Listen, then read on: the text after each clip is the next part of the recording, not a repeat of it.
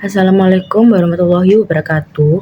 Sebelumnya perkenalkan, nama saya adalah Koirunisa, NPM saya 2304 10 10 072. Mata kuliah Manajemen Publik kelas A yang diampu oleh Bapak Bayu Priambodo. Di sini saya akan menjawab hasil jawaban ETS saya. Soal yang pertama, dalam manajemen konflik kita mengenal the conflict of paradox.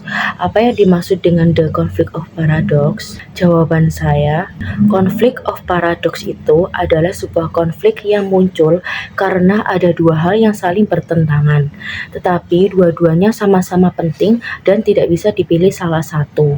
Bedanya sama konflik biasa, kalau konflik biasa itu biasanya diselesaikan dengan cari siapa yang benar atau pilih salah satunya. Tetapi kalau konflik of paradox itu tidak bisa, karena kalau pilih salah satu dihilangkan, justru itu dapat merugikan suatu organisasinya. Jadi cara menghadapinya bukan dihilangkan, tetapi dikelola supaya tetap seimbang. Contohnya, dalam sebuah organisasi sering ada tuntutan kerja cepat, tetapi juga harus hasilnya detail. Nah, itu akan bertentangan, tetapi dua-duanya tetap dibutuhkan.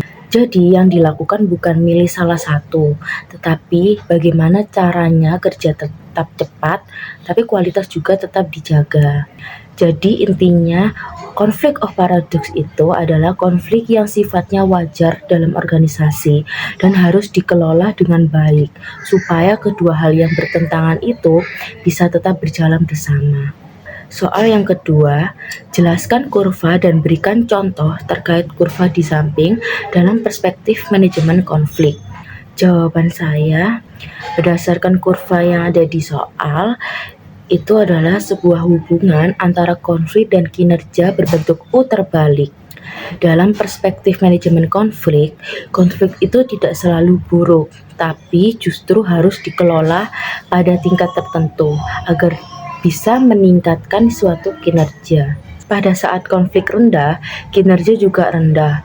Dalam perspektif manajemen konflik, kondisi ini dapat menunjukkan bahwa konflik tidak dapat dimanfaatkan dengan baik. Karena tidak ada perbedaan pendapat, anggota organisasi cenderung pasif, sehingga ide dan inovasinya tidak dapat berkembang. Kemudian pada saat konflik berada di tingkat optimal atau puncak, kinerja ini justru yang paling tinggi. Dalam perspektif manajemen konflik adalah suatu kondisi yang dapat diharapkan, karena konflik yang ada masih dalam batas yang wajar dan bisa dikelola dengan baik. Perbedaan pendapat dimanfaatkan untuk diskusi yang sehat sehingga menghasilkan keputusan yang lebih berkualitas. Namun, ketika konflik sudah tinggi atau berlebihan, kinerja kembali menurun. Dalam perspektif manajemen konflik, ini dapat menunjukkan bahwa konflik tidak terkontrol sudah bersifat emosional dan mengganggu hubungan kerja sehingga berdampak negatif terhadap suatu kinerja organisasi. Contohnya dalam perspektif manajemen konflik, jika semua anggota hanya diam dan tidak memberikan pendapat, itu dapat menunjukkan konflik yang rendah yang menyebabkan kinerja ini menjadi kurang maksimal. Sebaliknya, jika ada perbedaan pendapat yang didiskusikan dengan baik, itu adalah konflik yang dikelola secara optimal dan justru meningkatkan kualitas keputusan. Namun, jika perbedaan pendapat berubah menjadi perdebatan emosional dan saling menyalahkan, itu dapat menunjukkan bahwa konflik yang tidak terkelola dan akhirnya dapat menurunkan kinerja tim. Soal ketiga, seorang pemimpin harus melakukan intervensi supaya konflik dalam organisasi tetap pada jalurnya. Bagaimana intervensi pemimpin agar konflik tetap pada jalur dan berikan contohnya? Jawaban saya, dalam manajemen konflik, pemimpin punya peran penting untuk melakukan intervensi supaya konflik tetap berada pada tingkat yang optimal, tidak terlalu rendah dan tidak terlalu tinggi. Kalau konflik dalam tim terlalu rendah, pemimpin perlu mendorong munculnya perbedaan pendapat. Caranya dengan memberi ruang bagi anggota untuk menyampaikan ide atau sengaja meminta alternatif solusi agar tim tidak hanya mengikuti satu arah saja. Sebaliknya, kalau konflik sudah terlalu tinggi, pemimpin harus menurunkan intensitas konflik. Misalnya dengan menengahi, mengingatkan kembali tujuan bersama, dan mengarahkan pembahasan agar tetap fokus pada pekerjaan. Selain itu, pemimpin juga bisa membuat aturan komunikasi agar diskusi tetap berjalan dengan baik dan tidak keluar jalur. Tohnya, kalau semua anggota langsung menerima pembagian tugas tanpa komentar, pemimpin ini bisa bertanya seperti, apakah ada yang merasa tugasnya kurang sesuai atau punya saran pembagian yang lebih efektif? Dengan pertanyaan itu supaya muncul diskusi yang sehat.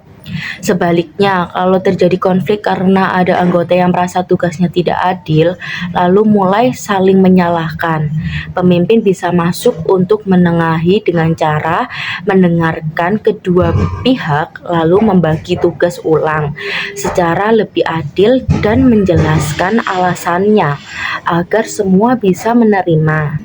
Dengan begitu, konflik tidak dihindari, tetapi diarahkan supaya tetap produktif dan tidak merusak kerja tim. Soal terakhir, nomor 4, jelaskan metrik resolusi konflik dalam organisasi dan berikan contoh kasusnya masing-masing. Jawaban saya, matriks resolusi konflik itu menjelaskan cara seseorang dalam menghadapi konflik berdasarkan dengan dua hal, yaitu kepentingan diri sendiri dan kepentingan orang lain. Dari dua hal itu muncul 5 cara penyelesaian konfliknya. Yang pertama, bersaing, yaitu saat seseorang lebih mementingkan dirinya sendiri dibanding orang lain. Biasanya orang ini ingin menang sendiri. Contohnya, seorang atasan yang langsung mengambil keputusan tanpa diskusi terlebih dahulu, karena merasa itu yang paling benar dan harus tepat. Yang kedua, menghindar, yaitu saat seseorang tidak mau terlibat konflik, jadi lebih memilih diam atau menjauh. Contohnya, pegawai yang tidak setuju dengan keputusan itu, tetapi memilih tidak bicara supaya tidak terjadi masalah. Yang ketiga, akomodasi, yaitu seseorang lebih mementingkan orang lain dan memilih mengalah. Contohnya, anggota tim mengikuti keputusan walaupun sebenarnya kurang setuju demi menjaga hubungan yang baik.